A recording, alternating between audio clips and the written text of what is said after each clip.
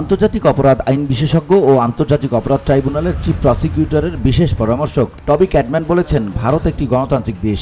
তারা বাংলাদেশের বিচার ব্যবস্থার প্রতি সম্মান জানিয়ে জুলাই গণহত্যার প্রধান আসামি শেখ হাসিনাকে ফেরত পাঠাবে বলে আশা রয়েছে। বুধবার ট্রাইব্যুনালের চিফ প্রসিকিউটর ও তদন্ত সংস্থার কর্মকর্তাদের সঙ্গে বৈঠক শেষে তিনি সাংবাদিকদের সঙ্গে একথা বলেন। টবি ক্যাডম্যান সাংবাদিকদের বলেন, ট্রাইব্যুনালের যেসব আইন সংশোধিত হয়েছে তা সঠিক হয়েছে।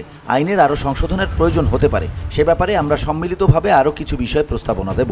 শেখ হাসিনাকে ফিরিয়ে আনার প্রসঙ্গে জানতে চাইলে তিনি বলেন, ভারত যেহেতু একটি গণতান্ত্রিক রাষ্ট্র, আশা করি তারা বাংলাদেশের রুল অব লর প্রতি শ্রদ্ধা দেখাবে। বাংলাদেশ থেকে যদি শেখ হাসিনাকে আনুষ্ঠানিকভাবে ফেরত চাওয়া হয়, সেটার প্রতি শ্রদ্ধা জানিয়ে ভারত শেখ হাসিনাকে ফেরত পাঠাবে। শেখ হাসিনার বিচারের ব্যাপারে বাংলাদেশের যে আইন আছে, আন্তর্জাতিক অপরাধ ট্রাইব্যুনালের আইন অনুযায়ী তার বিরুদ্ধে ফরমাল চার্জ গঠন শেষে রিকোয়েস্টের পর যদি ফেরত না পাঠানো হয়, তাহলে শেখ হাসিনার অনুপস্থিতিতে তার বিষয়ে বাংলাদেশ সরকার বিবেচনা করবে।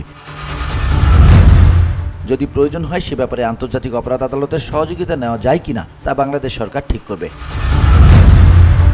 বিশ্বের বিভিন্ন দেশ মৃত্যুদণ্ডপ্রাপ্ত আসামিদের ফেরত দিতে চায় না। এ বিষয়ে টবি ক্যাডম্যান বলেন, বাংলাদেশের বাস্তবতাটা আলাদা।